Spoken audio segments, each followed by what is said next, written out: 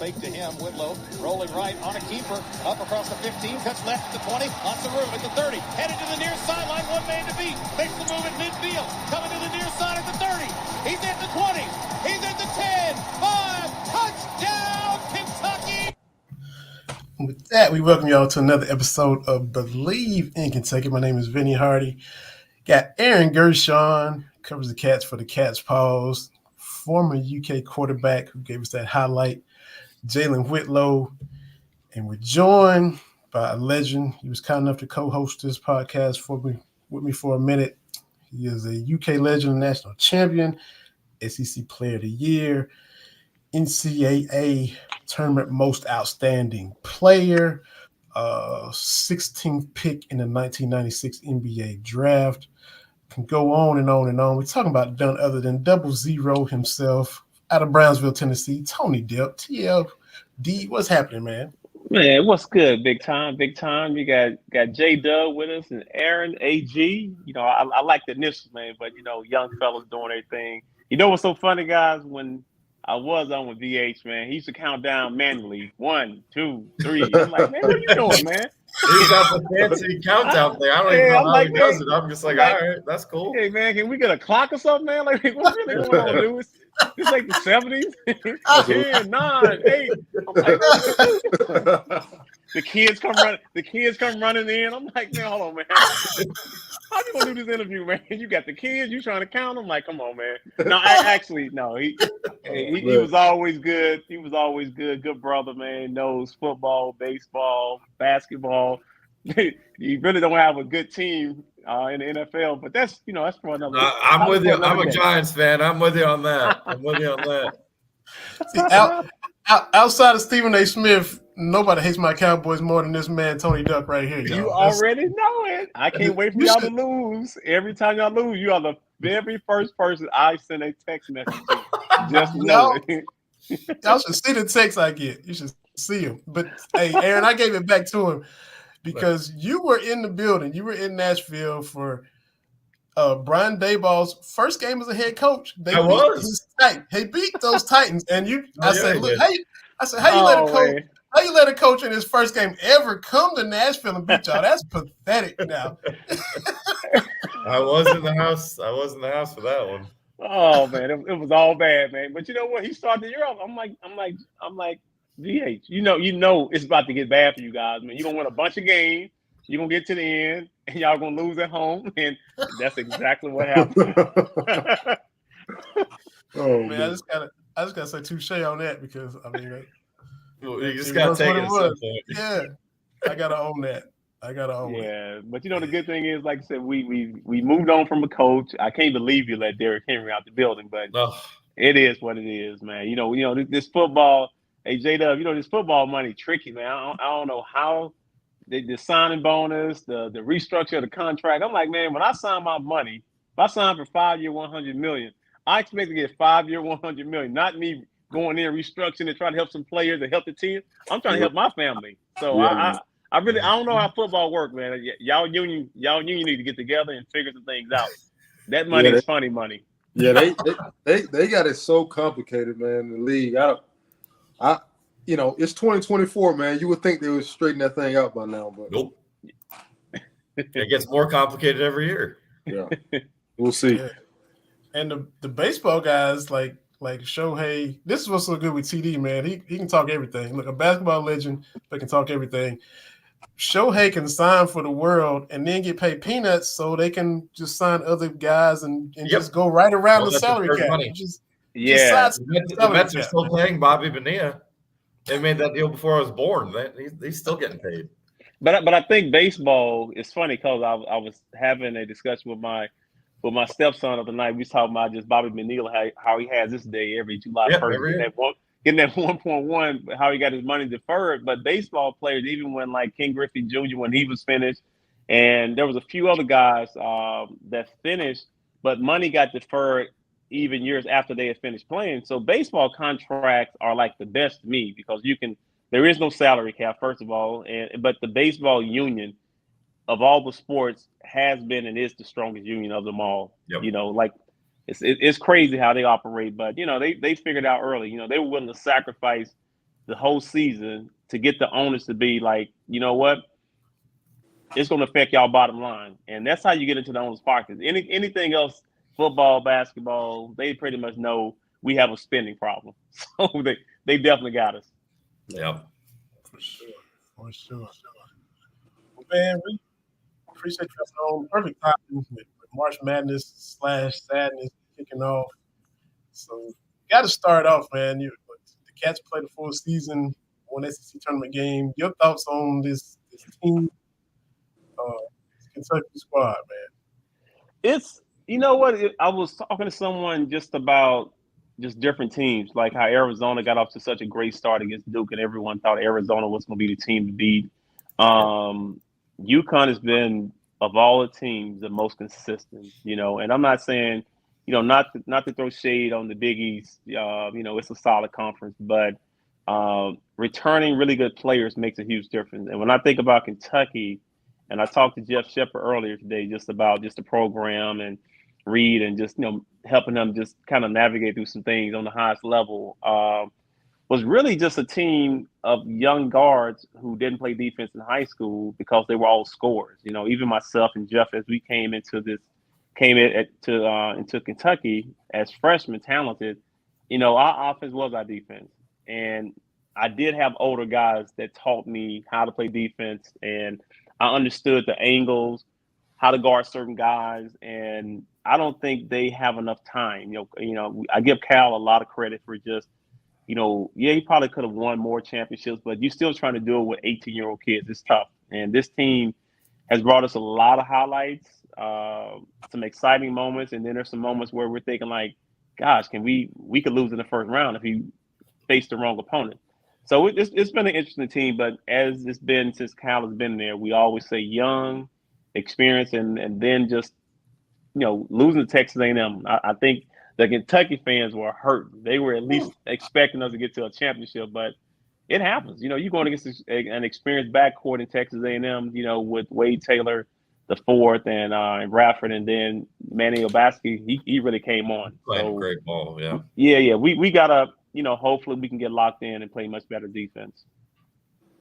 Yeah, definitely. And I thought, I don't know how much of a role plays into it, but we all know John Calipari's take on the SEC tournament. And I've always agreed with it, right? Where when you're a team that's solidified, your championship game's not till Sunday, it doesn't mean all that much. And I don't know how much, when he had that type of attitude, how do his players respond to that? They're a really competitive group. I'm sure they wanted to win, especially for those fans in attendance. But it can be a little difficult when that's kind of the messaging going in. But yeah, it's all going to be about how they defend. We know what they can do scoring the ball. I mean, they scored 87 against A&M. That should win you just about every game. So we'll see, man. I'll tell you what, from talking to the Oakland players today, they're a confident group. Like, they got nothing to lose, obviously, but they're a group that thinks they can go out there and win this basketball game with some of the things they've seen on tape from Kentucky defensively and just, how they match up. So they're going to be playing a really confident group with nothing to lose. And, there's a lot of pressure. And I think the players aren't going to put that pressure on themselves too much, I would hope. But, this is a big year for John Calipari to get this thing back to the second weekend at the very least. It's been too long for Kentucky standards. No doubt, and again, we went in depth a few times about what we're seeing on defense and whatnot. And, my thing is, look, they as far as offensive firepower, we all know what they can do. You got Trey Mitchell back, you got guys, you got depth, you have ball handlers, you have shooters, but the biggest thing is defense, but rim protection. When the defense break down, I think they got to get better rim protection, man. Even if I think you got enough guys where you can allow guys to play loose and free and say, hey, let's just protect the rim. We get in foul trouble. We got enough guys. I mean, we can rotate guys. We have that. But they got to get some rim protection. There's too many times I think teams just able to score at the rim. I mean, guards that aren't that big scoring at the rim consistently, that kind of becomes an issue. But, again, like Tony said, you got to, put in perspective sometimes. At the end of the day, most of these young men have been playing basketball in a certain style where I'm a scorer and that's what I am. I coached AAU basketball a few years ago, and I saw it change. You know, I played. My dad was my coach and whatnot. We were defense first. Right.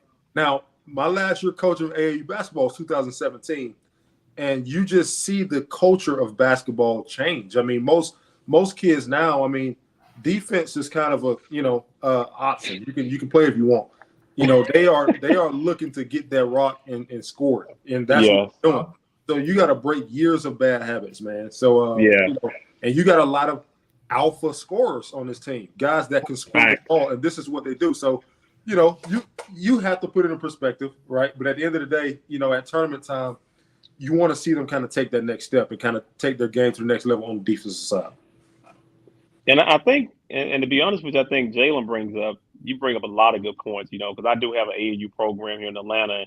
And when the game started putting the ball in the 4s and 5s hands and the skill set and the court opened up and it became a positionless game, you're right. Everyone and coaches had to get caught up and say, okay, how do I get these kids to buy in? And it's more on the offensive end first. And then you kind of like teach defense. And when I go back to when Coach Pitino was with us, he was teaching defense first and then offense. But I came in as an offensive player, so it was like me trying to go backwards to learn something that I really didn't want to learn. I was like, man, I just want to play offense. But, you know, to have a successful team, even in football, you got to have a good defense. You know what I'm saying? There's only so much your offense can do. But when you have guys that buy in defensively, that are willing to slide their feet, to sacrifice, to take charges, to, you know, get on the floor after loose balls, and as Jay said about the back line, you know, we have a thin back line. We don't have just those Anthony Davis, Terrence Jones guys that can go outside the block and block shots. These guys when guards drive to them, they got to drive right to them, you know. So there's a difference in having, you know, when you have an AD, and AD was a generational defensive player that we probably will never see again, where he really just altered so many shots. He made guys think twice about going to the rim. Where our bigs, because they don't foul anyone hard, they block some shots here and there, they're not intimidating. Like when you got somebody that's intimidating back there, you see them, it prevents guys from going back there. And also the rules of the game. Like when I played, there were hard fouls at the rim. So we had to think like, do I really want to go in there and get hit by Patrick Ewing, Karl Malone, all these big dudes? I'm like, nah, I think I'm going to take this pull-up. On that real quick, on the college level, you mentioned intimidating because you had no back down at all, but who was maybe the most intimidating bigs that you played that you thought that maybe made you think twice about going in, or made you think about how you're going to go in if you're going in when you were at Kentucky? You know, in college, it was like Charles Claxton, which is Claxton in New Jersey with the Brooklyn Nets, his dad. You know, he was, you know, he was a 7-footer, about 280, 290. And, you know, you really had bigger players. You had power forwards, you had centers. So those driving lanes, they wasn't there. So I felt as an offensive player, I could always beat my man. So now it's like when I get to the back line, who is back there? You know, is it an NBA would be like a Buck Williams, Charles Oakley, it'd be Shaquille O'Neal, Patrick Ewing, Dikembe Mutombo. Like you had Alonzo Mourning, you had grown men back there. So when you drove, it was like, okay, now I know I'm about to hit a real wall, and and then you could foul hard. You know, it wasn't like every time these guys get hit. Now they got to go check the monitor, make sure somebody got a concussion. You know, I mean, I hate to say it, like, and I don't want to sound old school, but I'm like, no, you're saying the quiet part out loud. We're all. Prime example of a man getting dunked on by Anthony Edwards. I'm like, how are you gonna get a concussion and they got to take you off the court, man? Listen, dude, I've been like, I need to walk up the court by myself. Like, that was one of the coolest dunks I've ever seen. Oh man, that was sick. That was, but that just lets you know where a guy get dunked on and he in the concussion protocol. I'm like, how is that possible? and I hope he's fine. I like you, JC. I like Jason Collins, but come on, man. Next time you better jump. Yeah, man. Hey, y'all jump in any questions, man? But yeah, for sure. You got a question, Jay? No, I thought you were going. Yeah. Okay, You got think look, about one this, look. guys. Go ahead. Oh, which we're gonna get to that for sure. How far we making it into March, and you kind of hit on that, Tony. You could lose the first round, you could make a deep run. Either way. Man, you know what, me, man. I'm a Kentucky homer. I can't even lie, man. I got to go into the Final Four. You know what? They have on paper, man. They have the bracket to do it. I feel like every year. What's crazy though is I feel like every year we look at the bracket, we're like, man, that's a nice path. That's the year they struggle. But the year in 2014, when they had those 3 teams that were in the Final Four the year before, bang, bang, bang, they knock them all out. So I don't know if it's a blessing or a curse, but look, I don't know. I tell you what I don't like. I don't like Dick Vitale picking us because every year he picks us, we lose. So I'm like, oh man, he picked us again. I'm like, man, come on, dude.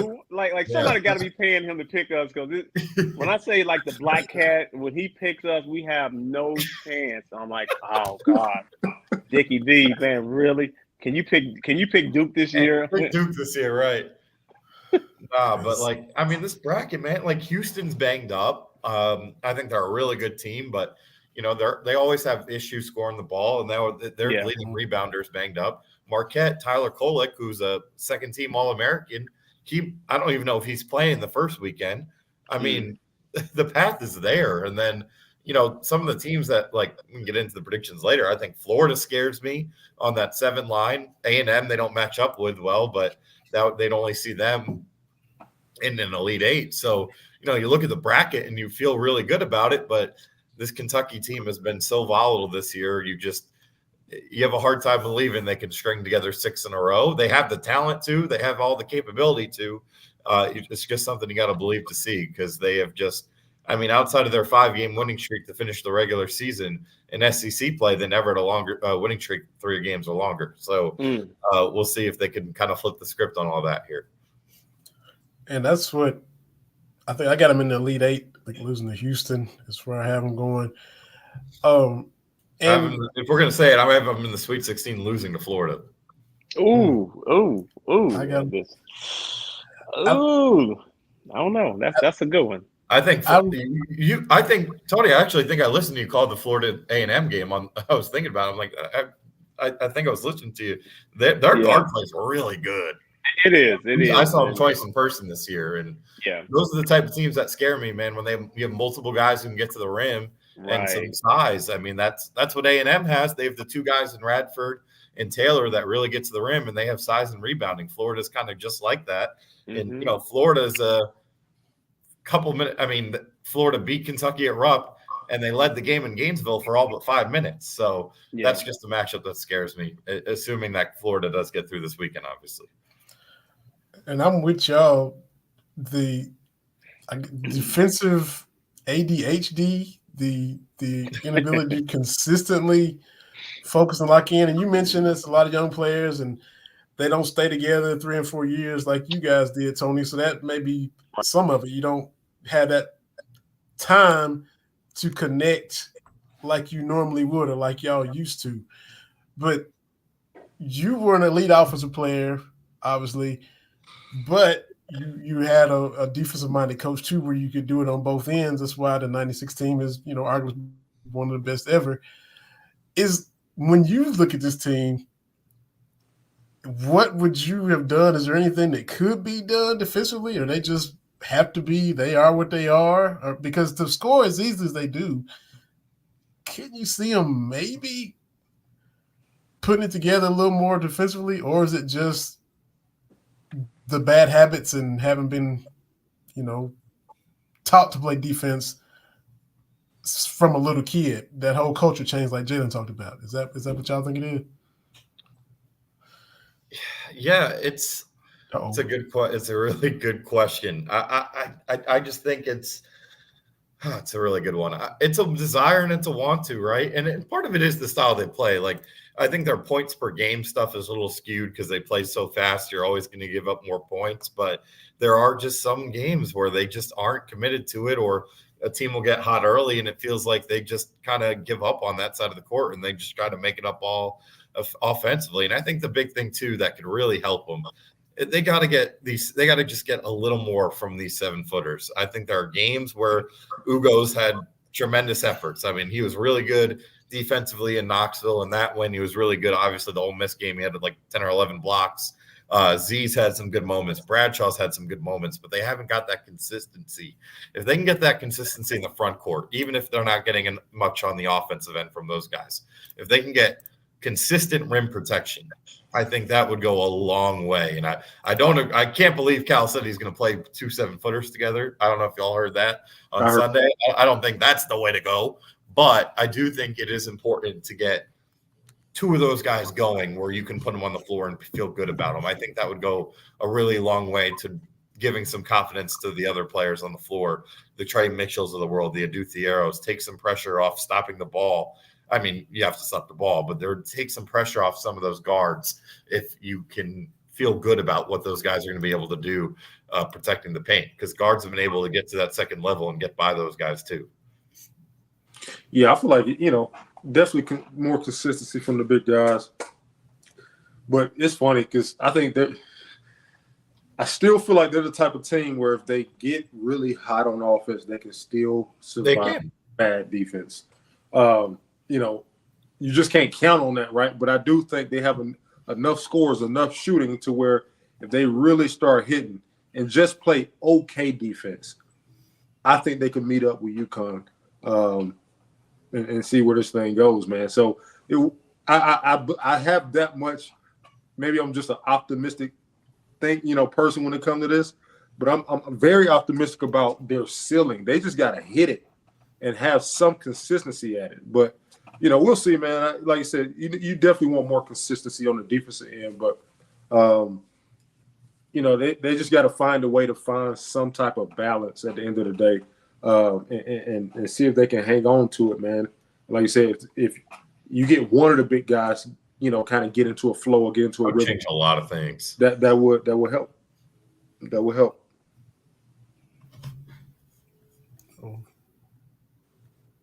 You got muted, TD. Yeah, you muted. Oh, can't hear you, man. Yeah, we get you back. No, I still can't hear you, man. Yeah, but it's. I mean, we've seen 30, 32 games of a huge sample size. Yeah, and you are what you are at this point, and there is, I think, some of it where you just kind of embrace who you are, and you're going to be an offensive first team, but you just got to get a little bit of that, man. And I think the Texas A&M, a lot of these games they fall behind too, and they're able to score their way back into a lot of them, like Arkansas, for example, but you just get worried in these playoff games, as we saw against A&M, where if you put yourself in a hole and the other team just builds all this confidence and they keep making shots, are you ever going to be able to close that gap? And that's my biggest concern going into every single game in this tournament, is because they get off to these slow starts every single night, and you got to be able to find a way back, and you got to get stops to do it. And I just worry about them getting those stops. So again, they don't have to be great defensively. They just have to be, as Cal says, 10% better, 5% better. But it's just got to be better than what we saw against A&M. And I think it was getting better up until then. That's what's even more frustrating. And they got some stops there for a little bit, but couldn't get any buckets. What's crazy if they went zone, they got 4 straight stops. They didn't score. And then he made a sub. I forget who he put in. But that guy gave up 2 buckets in a row, and then he went away from the zone the rest of the game. But they got 4 straight stops in zone. Yeah, turnovers and stops, and I was like, man, okay. His best defense they played in a month. Exactly. Get TD back. We get TD back and get the sound back and get his insights, because he done already dropped a ton of knowledge in the first few minutes that we've been on. But yeah, it's but your article, man, with Dave Campy,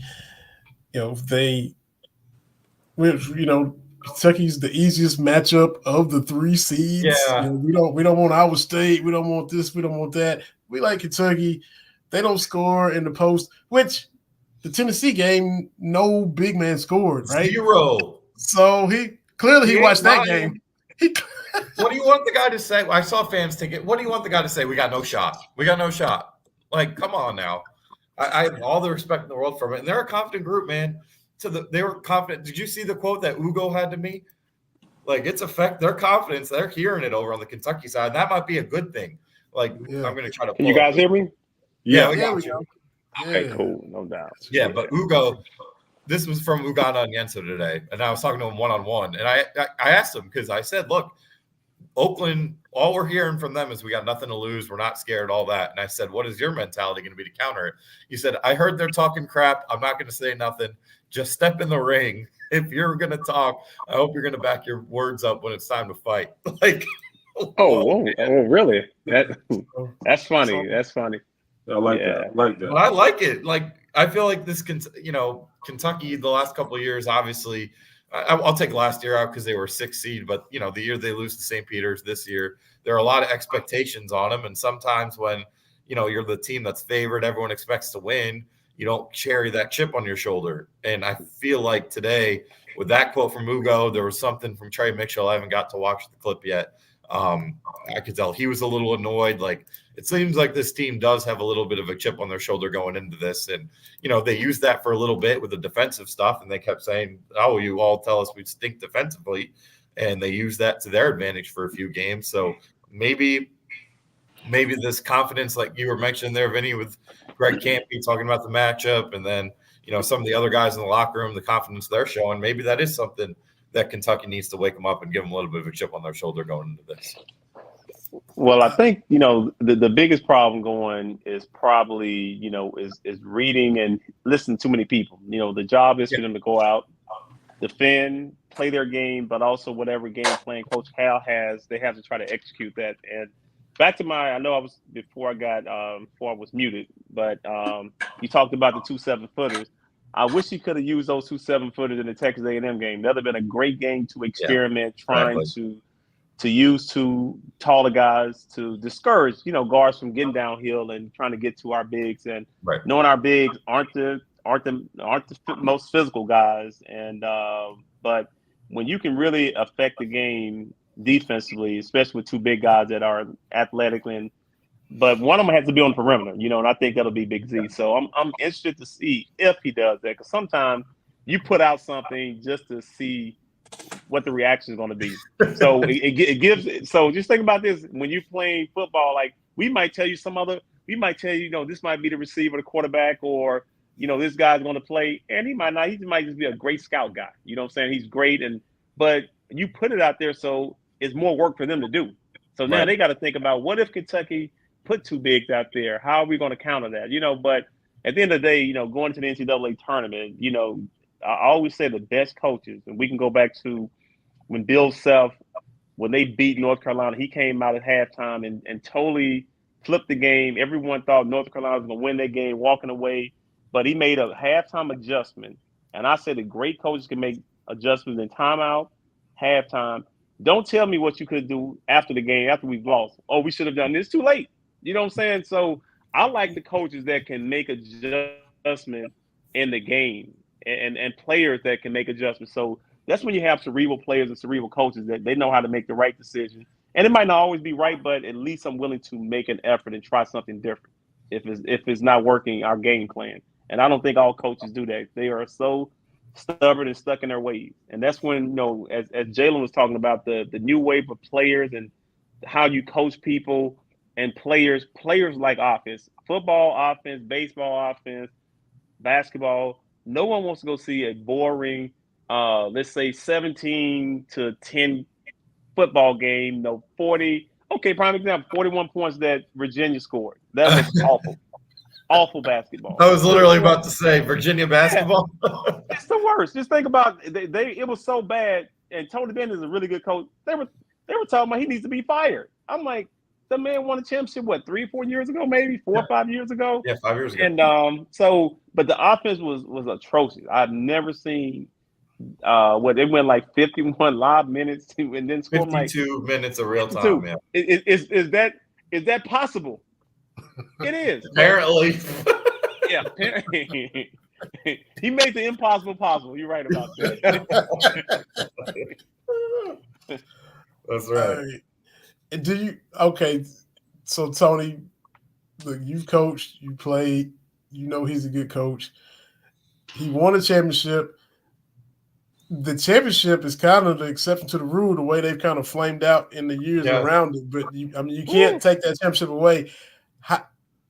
In your opinion, how different will Virginia look offensively next year? Will he really be like, I've got to fix this?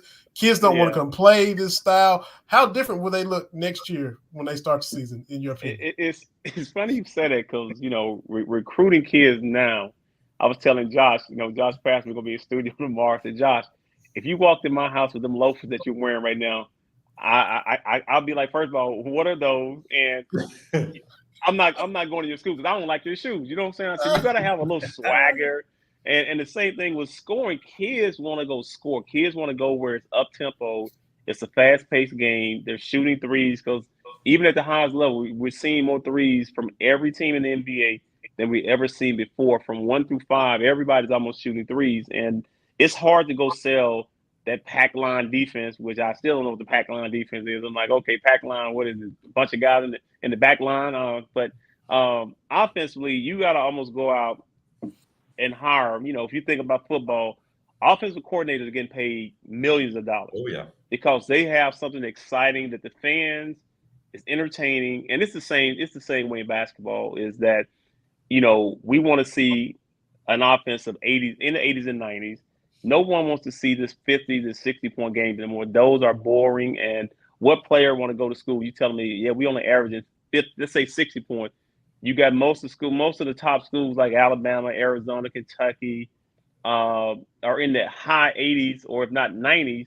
That's where kids want to go now. Like that's a selling point. That's a recruiting tool that you can use when you go out and recruit these elite players is that they know they're going to be possessions. We're going to get so many possessions. I'm going to get a chance to get touches.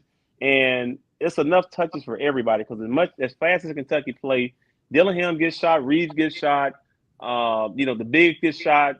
Everybody get a chance to get at least 10 to 15 shots. But in a slow down pace of Virginia offense, I don't want to see that anymore in life. No. I get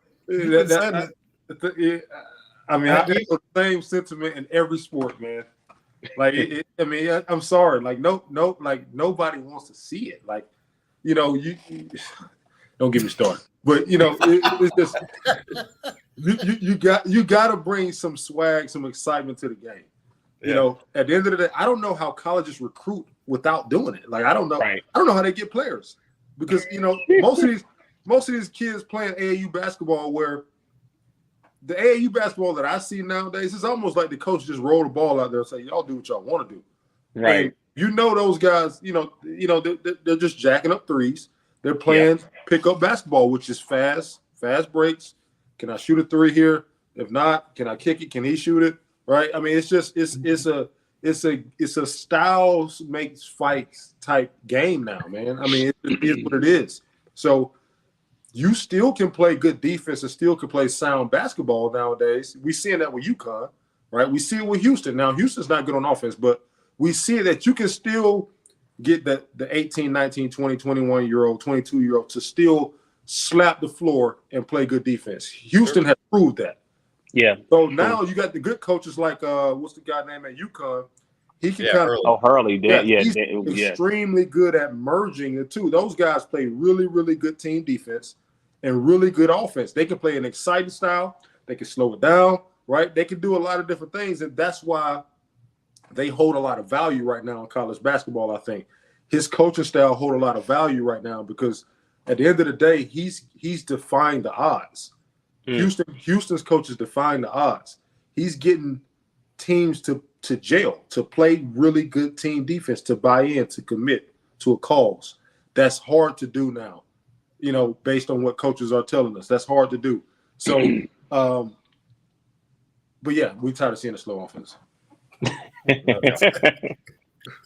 No doubt. You mentioned that you and Jeff Shepard came in as freshmen together. Fast forward these 30 years later, did you expect to see Reed do what he did this year? I mean, you've known him since he was a baby. Did this surprise you seeing him put together this type of season, TD? Oh, you muted, man. Oh, you muted. I'll say this while we wait. I'm glad, there's that. I saw that tweet surfacing that Reed, celebrating the offer he got from Virginia. I'm glad. I'm sure he's glad he picked the way he did. Absolutely, man. Can you imagine him? Can you imagine his game being suppressed in that system? Even their national championship team only scored like 69 a game. That's crazy. I mean, they were that suffocating defensively. Yeah. I mean, and I don't know if it's accurate or not. Did they have as many sub 50-point games as Kentucky had 90-point games? I mean, they were under 50. Possible. I think 6 times they said last night. I think 6 times they didn't hit 50 points. They scored 42 last night. Had 14 at halftime? Yeah, they didn't score the last 9 minutes of the half. I don't know. Kentucky hit 90. I don't know how many times. Kentucky probably had more 90-point games than they had. Kentucky's only had 3 games of sub 80. 4. Auburn, Carolina. South Carolina. Yeah. South Carolina. There's another one in there too. I think I'm back, guys. Yeah, we got you. Right. Yeah, you know the crazy thing is it's funny. This time of night, I'm getting phone calls, and I never, if I wasn't doing it on my phone, of course, my phone would not be ringing because normally I'd be watching basketball. But it's so funny. But back to your question about Reed, just being a smart player. I think when you have a mom and a dad that plays, it helps you just become more knowledgeable about the game, and then you have a better understanding because I think like Jalen said it best. You can, where the players are at right now is understanding. I have to have a skill set. What do I do well? It's not about being the most athletic person anymore. Like you really got to be able to shoot, handle, make decisions, and be a smart player on the court. And that's where I think he has really excelled with just having 2 parents that play Division I basketball. And that's the difference, when I look at his game and where he's at and, him just being going to be successful on the next level. I think his comp was like a Steve Nash, John Stockton, just some cerebral, smart guys that made their teammates better, sacrificed for the good of their team. And that's what I want to say. Certain games, I would like to see him be more aggressive and be like, man, why don't you take more shots? You shoot 52% from the 3-point line, but he'll pass the ball. He'll be wide open and pass the ball to somebody that's a 40% 3-point shooter or 30. I'm like, Reed, what are you doing? I couldn't believe he only took 2 shots in that second half against A&M. I had to say something to Jeff about that. But I'm like, Jeff, really? 2 shots.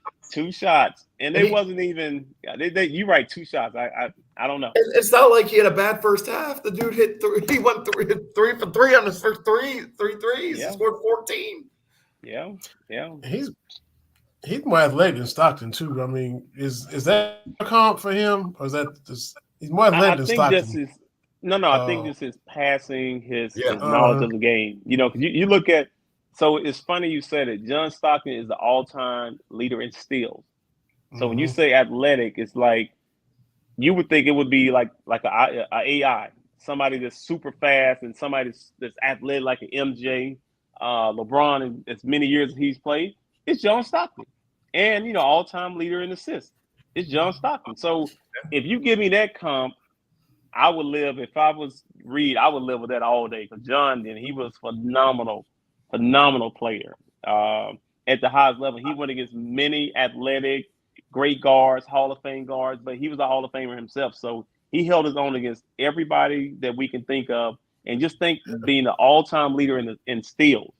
And you're going to say, man, you would think that's definitely a black guy. Not to be black or white here. You'd be like, man, I know that is a black guy. No, it's John Stockton. Most people don't even know that. They'd be like, who? Assists and steals. Both records are his. So, and I'm not detracting. I'm not taking anything away from him at all. I was saying Reed's more athletic because I never saw Stockton touch the net, much less the rim. That's all. I'm just saying. But he got it done. He got it done. Below the rim. He was a below the rim specialist. For sure. You played against him too, right? Oh yeah, I played against John. Yeah. So tell me, because maybe I'm wrong. Great team defender. How was his one-on-one defense? I know he's all-time steals leader, but talk about his one-on-one defense.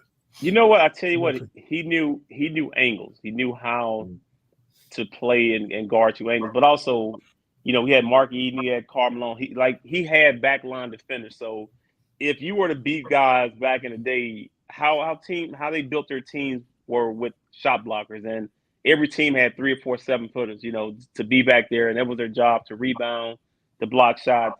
So you can always get all the way to the basket. Like the guards we're seeing now we're thinking like, oh my God, they're so great. There is no shot blockers back there. You don't have, like I said earlier, the Kembe, a Patrick Ewing, a David Robinson, a Shaq. I can go down the line of just all the bigs that played, even going back to the 60s and 70s with Will Chamberlain, Bill Russell. Those guys don't exist in today's game. Like nobody really builds their team around 7 foot. Why do you think Edie is still in college? Come on now. If this was 20 years, if this was 20 years ago, Edie would have been the number 1 draft pick, and he would have been gone. How can a man that size still be in college? Yeah, if he had a 3-ball, he would have been a first rounder. Oh my God, yes. I mean, why do you think Easovic, Big Z, the only reason he has any NBA draft type is because he shoots? Yeah, true. Yeah, that's it. What was we talking about? Stockton. We was talking about. I had one more question I forgot too. Anyway, it'll come back to me. Should Reeves have got a little more recognition? Should he have had more awards than he gotten? Did he kind of get overlooked? Yeah, I mean, I'd have to go. Honestly, I haven't had the time to go through who got in over him and all that. But, man, when you average 20 points a game at Kentucky, when you're on a roster that has Reed Shepherd, Rob Dillingham, who are averaging whatever they're averaging and shooting how much they're shooting, even Trey is averaging in double figures before he got hurt, and just 9 in and 9 out. I mean, he had 7 straight games before the hiccup. His hiccup was a 13-point performance. Like, this guy is a walking double-figure scorer, had 7 straight games with 20-plus. He's shooting, 44% from 3. I mean, and he's a better rebounder this year. Last year, it was the 3-point shot, and there wasn't much else to his game. This year, that floater is a huge part of his bag. He's a much better defender. I should say he's a better defender, not much better, but he's definitely better. And I was trying to say a much better rebounder. So, he's added a lot to his toolbox. He's made himself a pro prospect. And, I'd have to go through the list and see who made it over him. But I don't know how he's not at least not a third-team AP All-American. I mean, 20 points per game at Kentucky, that's pretty hard to do. I was going to ask you another thing about Stockton too. Was he dirty? We see the back picks. Hear people say that about him. Was John Stockton dirty?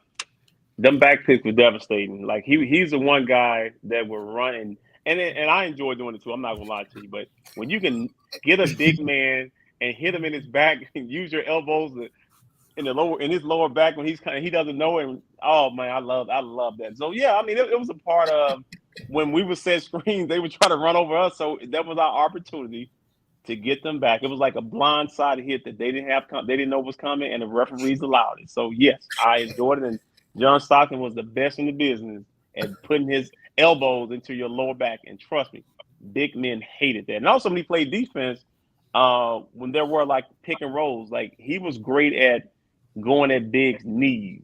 So most of the time he would try to run his little body into your knees, and he was built like a little brick wall. So whenever he hit somebody's knee, those bigs felt it. So next time they were kind of cautious coming over setting those screens. So really it was a different game. It was a physical game. And as we look at the NCAA tournament, the teams that are physical, we were talking about, Duke. How far could Duke go? I said when Duke ran against Tennessee last year, Tennessee was just physical.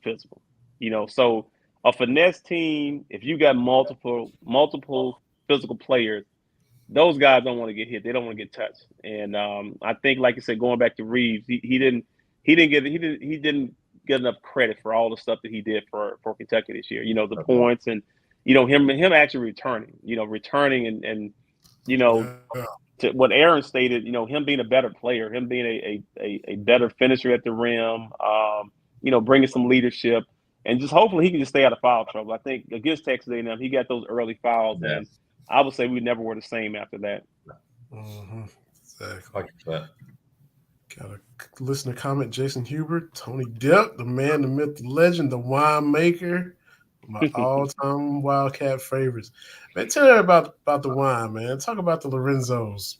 I got out of Lorenzo's, man, about during the pandemic. They ended up selling to a different owner, so I just had to go back and focus on my basketball academy. But it was good for about 4 years. We had a good run, and I enjoyed it.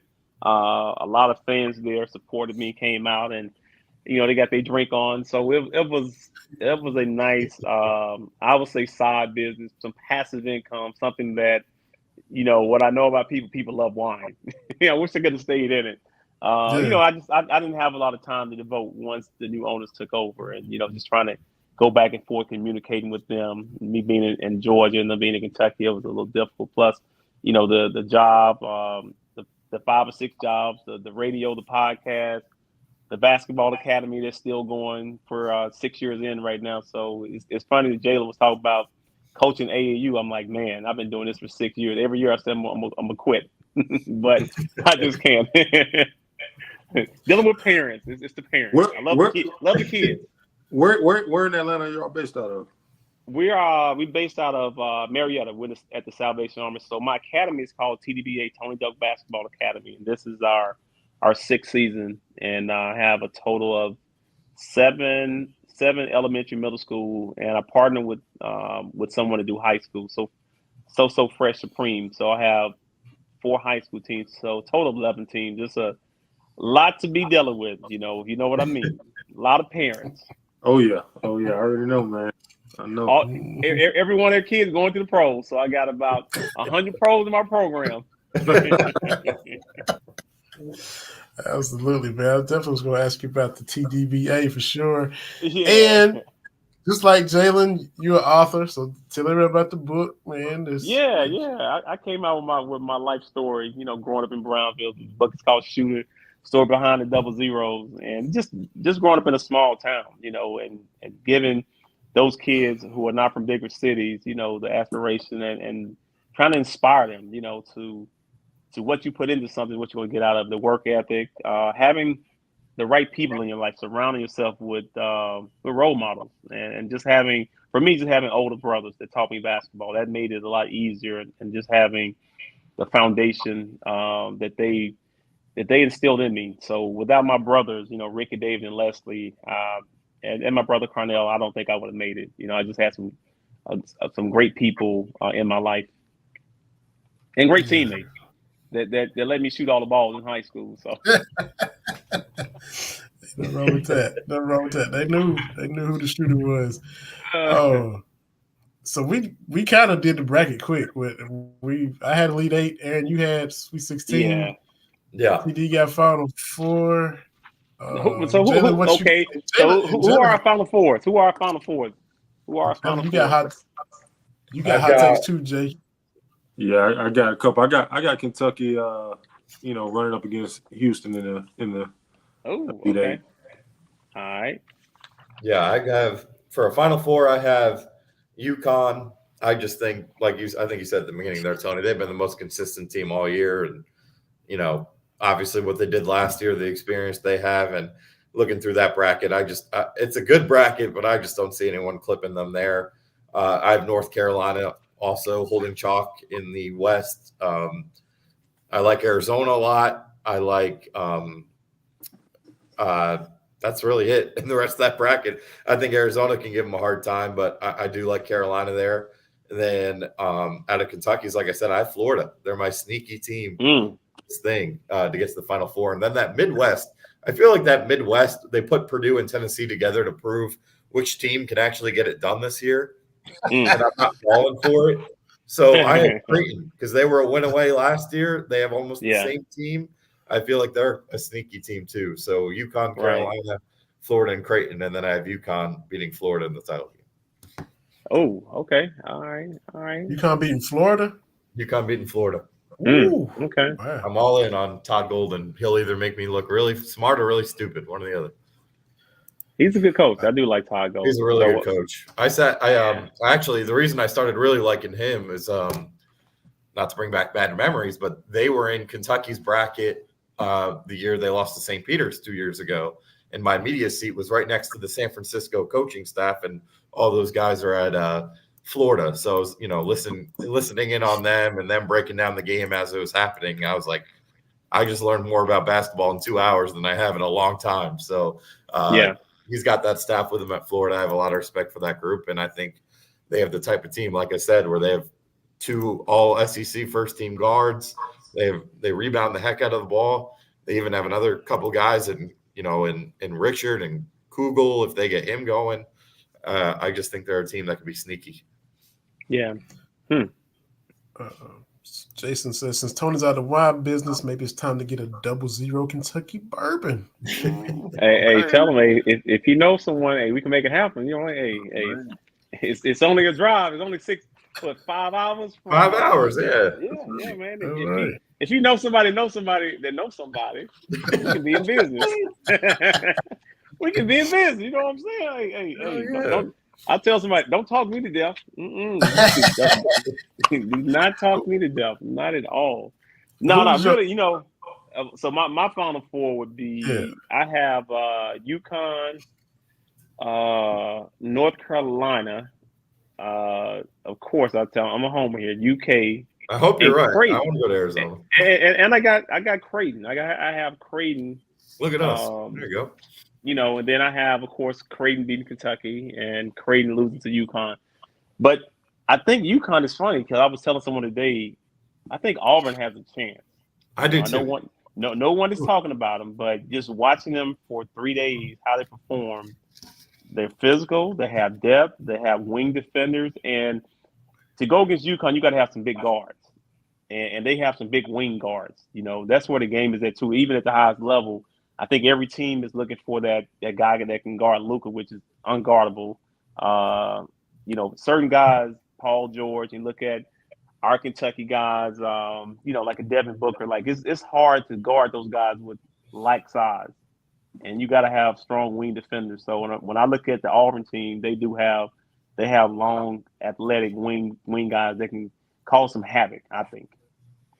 I got to ask you about Luka before we finish too. Go ahead, Jalen, with your stuff. Yeah, my Final Four, I got UConn. I got Baylor. Oh, okay. I got Houston, and I got Kansas in there, man.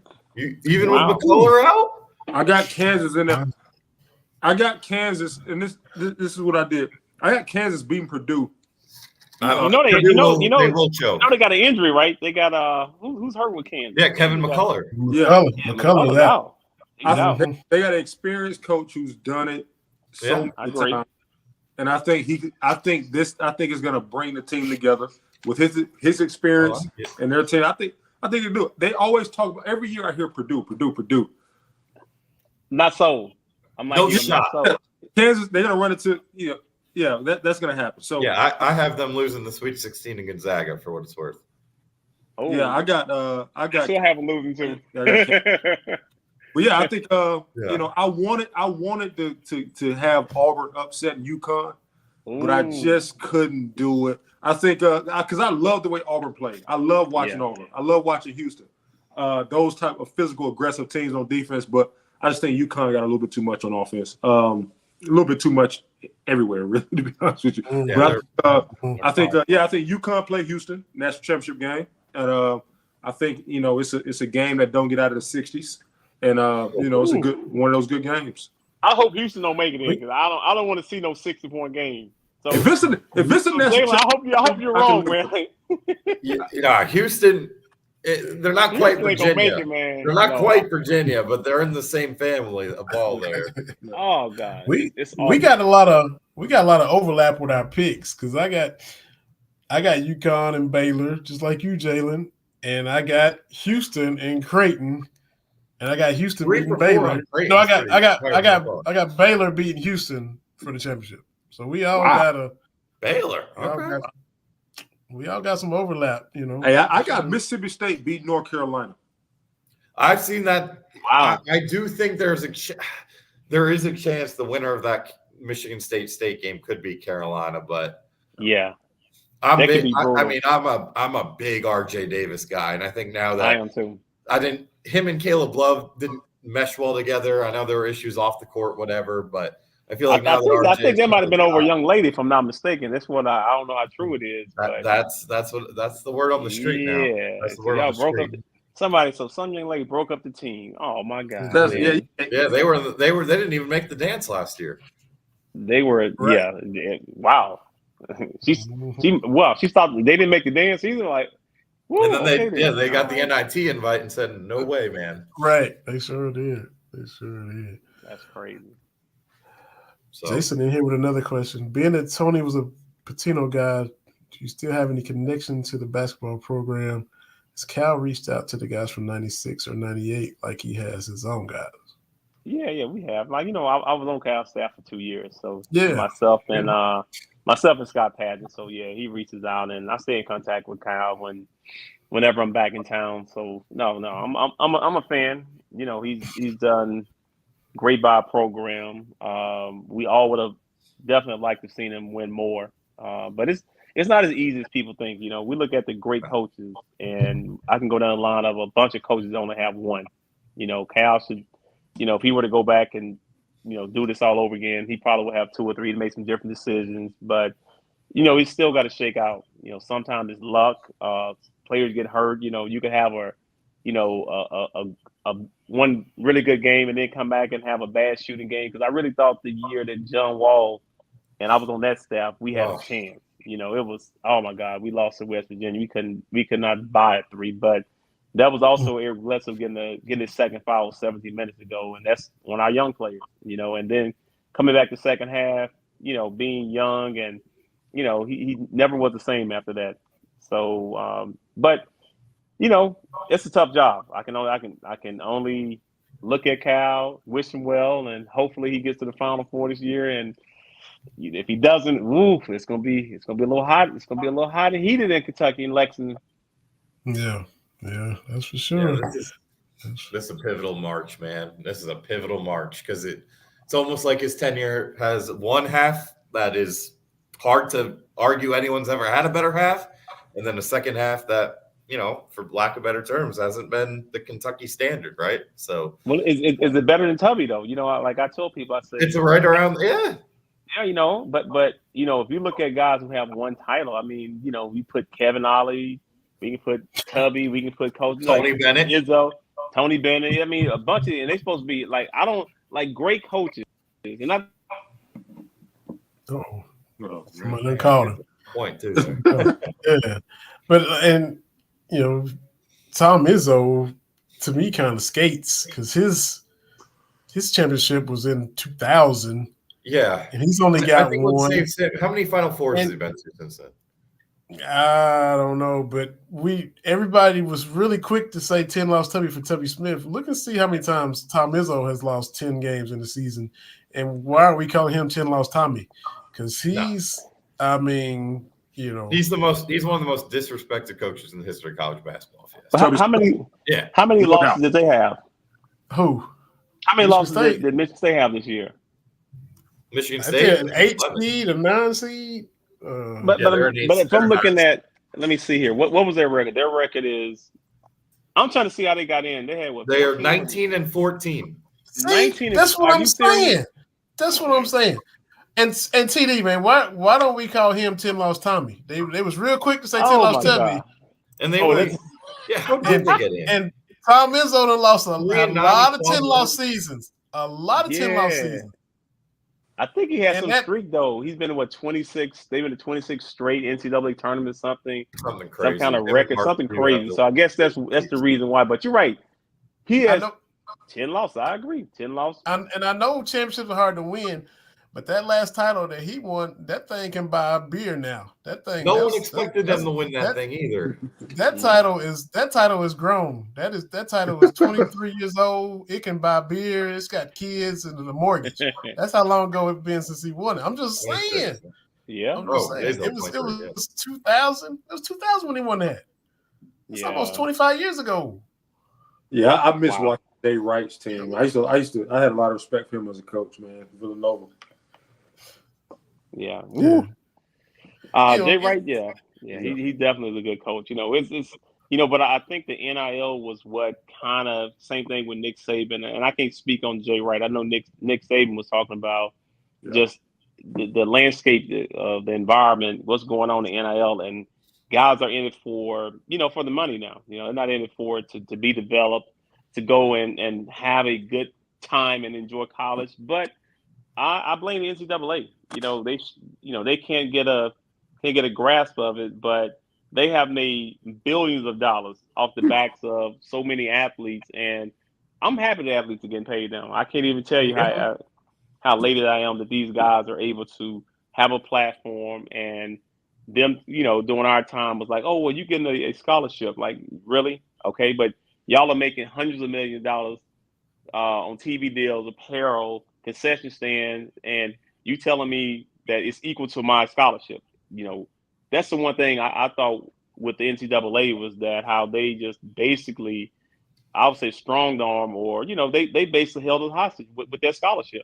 Well, you got a scholarship. You should be thankful that we gave you a scholarship, a free ride. I'm like, yeah. Well, what about all this back end money that y'all are getting that we'll never get a chance to touch? And then during those times, you couldn't leave. You couldn't really hop in the transfer portal. You had to set out a year. Now these kids can be like, okay, I know one kid, he left for school because the school could only offer him $250,000. Somebody else offered him $650,000. He bounced. He was like, deuces. I'm like, man, I can imagine. But I'm happy for him. Yeah. Man, your Mavs now, you scouting for them what's the ceiling for Luka and Kyrie? Two dynamic offensive guys. How far can they go? The chemistry with them two together. We saw the lefty skyhook Kyrie dropped the other day. Yeah. What's the ceiling for those two together, in your opinion? I think they've played over the last 2 months when both guys have been healthy. They played so much better. Like, there's a mutual respect. There's great chemistry. Kyrie's one of the best finishers, ball handlers that the game has ever seen. Luka is oh my God, he's phenomenal. Like, when I tell you, just knows the game, one of the best passers, and just he's an elite talent, a talent that we haven't seen at some point in time. It was so funny. When he came into the NBA, he was saying the game was going to be easy.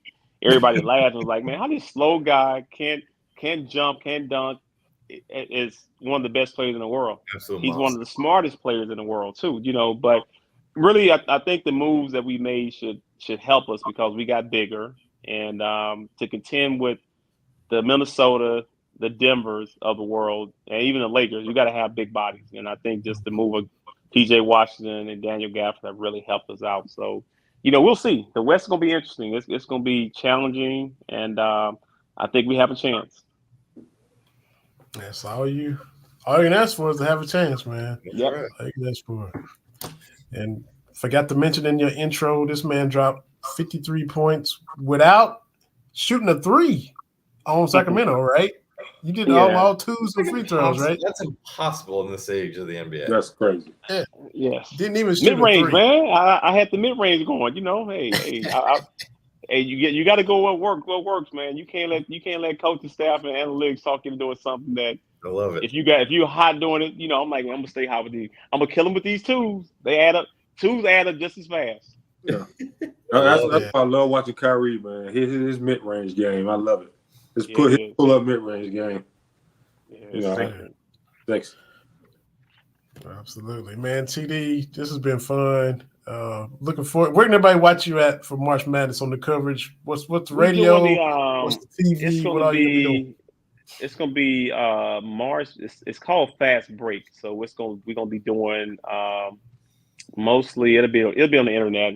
It'll be I think we'll be live streaming. So we'll be in and out of a lot of these games tomorrow, starting at 12:00, and we'll go from 12 until 11, the last game.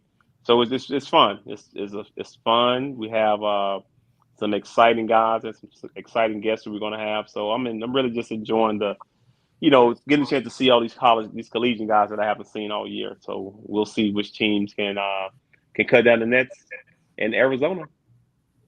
And it was you and Rex last year? Wasn't Rex on there with you? I did it 2 years ago with Rex. I did it 2 years ago with Rex. This year, like I said, got Dave Briggs, who will be the he's like our play-by-play, our host. Josh Pastner, Randolph Childress, and then I want to say Saturday we have Jerry Stackhouse coming. So that'll be fun. Yeah. Cool. Good stuff, man. Well, I'm gonna check you out. I'm gonna get the laptop out beside the TV. Bring it out, man. See what you talking about, and mute the TV, turn y'all up, and all that good stuff, man. It's been fun chopping it up with you. Appreciate you taking time out of your busy schedule to hop on here and have some knowledge, man. I always enjoyed it. Much love. Even your crazy texts to come football season. That's all right, though. They coming, man. They coming. and why don't y'all get y'all a running back, man? Get y'all a running back. Oh man, I've been fussing about it. They ain't done nothing in free agency, and it's ridiculous. But I'm not happy about that. Kid from K-State. Yeah, Deuce Vaughn, baby. Yes, right. Yeah, he's literally 5'5". He sure is. Oh, shoot. Man. Well, appreciate it, fellas. Okay, guys, hold it down. Take care, guys. Nice Jay Whitlow, Aaron Witt, Jerry Gershon, this is Vinny Hardy with another episode of Believe in Kentucky. Download that Autograph app. We talk about it every week, and we'll be talking about the first weekend in the tournament on our next episode. So everybody take care. I'll let y'all next time on Believe in Kentucky.